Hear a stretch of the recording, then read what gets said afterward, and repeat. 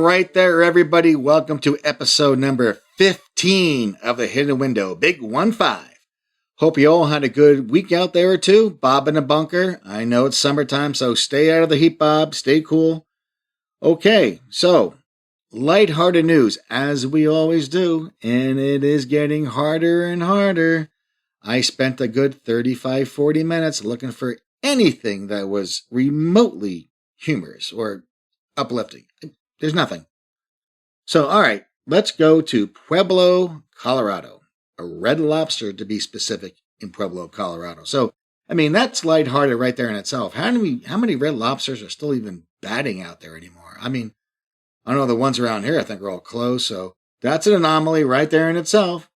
But this Red Lobster in Pueblo, Colorado, a couple people came up into the tank, to pick out their lobster, and they saw one of them was orange. Yes, an orange lobster. Very rare. So they decided to, hey, let's, Denver Broncos, Orange Crush. Remember that? They said, hey, let's take the lobster and let's call him Crush. So they did. They took the lobster home. And after, a couple days, hey, I don't want the lobster anymore. Do you want it? No, I don't want it either. So they had to find a home for good old Crush, the orange lobster. So they went to the Pueblo Zoo. And the Pueblo Zoo said, no, that's not in our wheelhouse. We really don't want an orange lobster. So then they went to the downtown aquarium, which I don't know, that probably would in the first place I would have brought an orange lobster, but, that's me. So they took it to Orange, the aquarium, and they was like, hey, we would love to have an orange lobster. That sounds super cool. So they take Crush, and they put him in something called the Lurks. The Lurks is like, what's a holding cage? For anything that comes in the aquarium to make sure they don't have some kind of weird alien, aquatic infestation that's going to kill everything. So he's hanging out in the Lurks. In 30 days, he goes into the general population, good old Crush. Doing very well, by the way. I see he just acclimated like, a duck to water. In this case, a lobster to water. So it's doing good. So those of you out in Pueblo, Colorado, you want to give it like maybe to the end of August, beginning of September, you go there and check out old Crush. Remember, you heard it here. And by the way, why Crush? Remember the Denver Broncos had that defense back in 1976, 1986, they call it the Orange Crush. So that's why, for those of you who don't know football, that's why Crush got his name. Now, by the way, they looked where this lobster came from, and it was shipped from Tennessee, of all places. And I'm thinking to myself, Tennessee has the Tennessee Volunteers, and they're crazy about their football in Tennessee. Crazy about Tennessee football. And the color of the uniform is orange. So why didn't they keep the lobster and then bring him to a game? I don't know, Tennessee Volunteers, they do not have the foresight that the Denver Broncos fans had. So, and maybe that's where the college, the other one's pros. I don't know.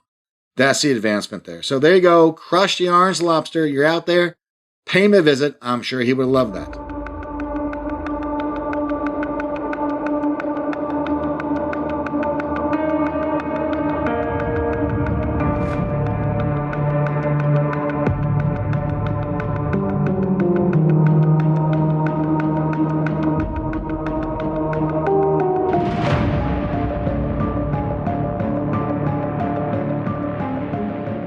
Okay, so the main segment of this show. I've always been fascinated by ancient history in the sense that I believe there were others here before us that we're not as advanced as we think we are. We think we know everything. The human brain hasn't changed in 500,000 years. It's the same brain that we have that they had back then. There's no difference. We think the same way. We have the same capabilities. Yet, let's think about it. Where we were in the past maybe 100, 125 years. You went from the early 1900s when most people still went around by, carriage, horse-driven carts, to computers and technology. That is a blip of an eye in the time. So are our brains that much advanced than they were back then? I say no. I believe, and I'm going to point out some facts that can help back this up. Remember, the purpose of the show is to make you think. So this has a name, believe it or not. It's called the Silurian hypothesis. I never knew it had a name, but it does. It came from a Doctor Who show back in the days when it was still good and didn't turn to crap, when it got woke and just turned garbage. I haven't watched it in 2 years. I mean, is it still on? I don't know. It may be still on. It was a great show. So that's where it came from. This is called the Silurian hypothesis. So let's look at some ways we could tie this in. And I'm going to build up to a crescendo at the end. You go around the world, obviously, that we have pyramids. Pyramids are found in almost every continent outside of, Antarctica. I'm not going to say they're not there yet. We just haven't discovered them. I don't believe they're in Australia. But they're in Korea, they're in Peru, they're in South America. They're everywhere. How many of you have heard about the Bosnian Pyramid? Okay, that's a new one. That was discovered in 2006, and a lot of people want to brush us off as nonsense and garbage. Well, what they found out, they're going below it. And I think that's where a lot of these pyramids, on the surface is one thing, but what's below the pyramids, especially in Egypt, the Sphinx now, they're saying, is about 17,500 years old. The Egyptian government has disallowed any more digging underneath it. Why? Well, that's a good question. What are they trying to hide? What are they trying to cover up is more like it. But pyramids are out there. In the Bosnian period that I mentioned before, they're excavating underneath it. And what they're finding is this concrete type substance. Not the kind of concrete we have now, a very ancient concrete. This concrete was found in the Egyptian pyramids. It is a mixture of calcium and potassium, such that we do not have today. Okay, but extremely, extremely hard. It could take the weather, it could take everything. So there's something to that. You have these megalithic buildings all over the world. They have some of these stones weighing hundreds, thousands of tons. There's one in Peru, it weighs 1,500 tons. How do they cut it? How do they move it? How do they have the technology and the understanding to make these things so precise that we cannot do it today? All right. I mentioned another, remember, a couple shows back, the Piri Reis map. Now, this is much later discovery, about 1520, but when they looked at this map, they discovered things that were impossible. The map showed in very, very great detail, the Earth. It showed Antarctica when it was still green and was not covered in ice. Now, the U.S. Navy Hydrographic Service, they reviewed this map, and they found the map to be astonishingly accurate. They said 100%, which, nothing's 100%, but it was very accurate. And they said the only way this map could have been made to that degree of accuracy was by the air. All right, 1520. Even if it was 1520, how did they do that? But this map is much, much older than that. This map was turned down, they believe, for 5,000 years. It was passed from generation to generation. So this map is very old. You have those. You have these structures. You have these things that were built. What I'm more fascinated by are things that might have been there pre-Diluvian or pre-flood, for those of you who don't know what Diluvian means. So pre-flood, that fascinates me even more. So where we get at that is something called OOP art. OOP art, OOPART, stands for out-of-place artifacts. Now, these out-of-place artifacts, there's examples of them all over the world. All over the world. There was one found in Russia. They found these screws, and they found dozens of them. Some extremely small and very sophisticated. But the difference here is that these were found embedded in rock that was 150 million years old. How did they get there? So imagine the flood, all right? You have the flood, you have everything, the water came up from above, from below. It was just, the deluge. Everything that was there would have been turned to a slurry. Now, we know that we have coal deposits all over the earth. We have rock formations, obviously, all over the earth. We have oil deposits. How did they get there? How were they formed?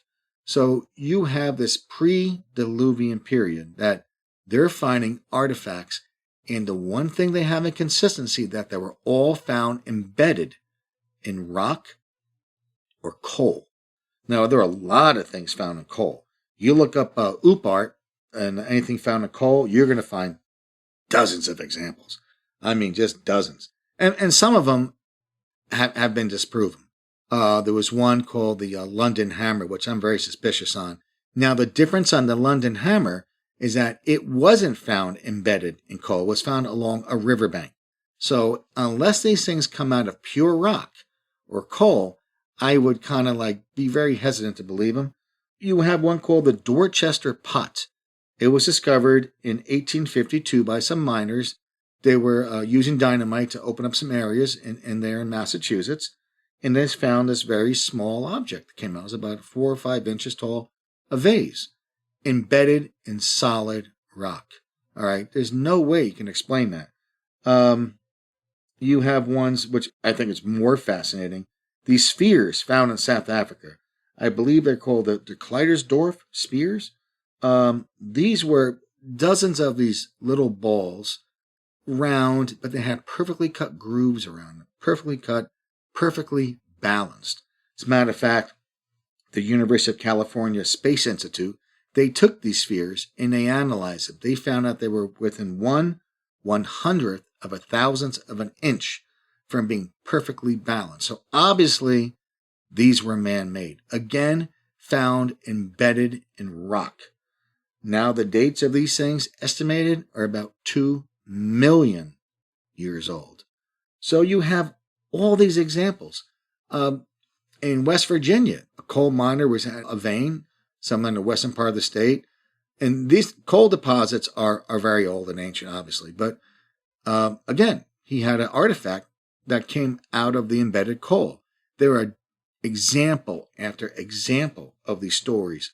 Too many to brush off. So you have to ask yourself, these are pre-flood artifacts. They were found in coal deposits. They're anywhere from the earliest 150,000 to 1 million years old.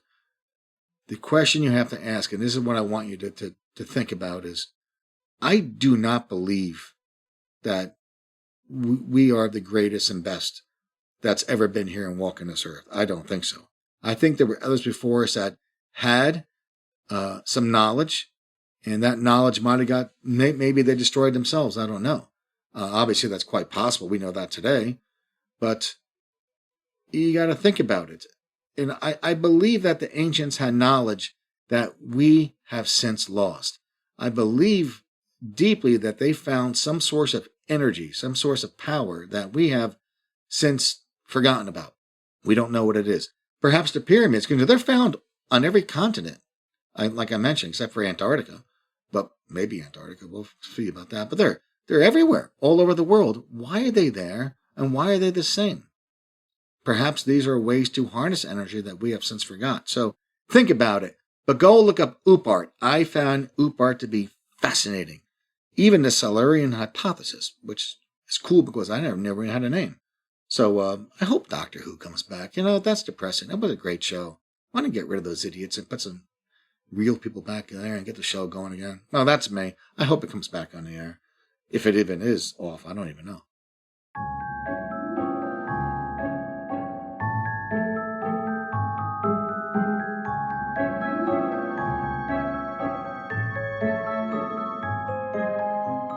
All right, everybody. So let's, you know what? Crazy week. This week, think about it. Now, within 1 week, we have gone through an attempted assassination on former President Trump, and now President Biden has officially dropped out of this race, which you can call that a coup if you want, because he says he wasn't going, and now he is. So we've had an assassination attempt and a coup, a successful coup, in a period of 1 week. Talk about crazy politics. I mean, it's off the charts. But I'm saying to myself, you know what? The thing that I think more about is obviously Biden's been out to lunch for a long time. I mean, just anyone that watches him on shows, he can't hold a coherent thought, can't complete a sentence. Everyone knows that. I mean, he can't do the job. So the question is, who's doing the job?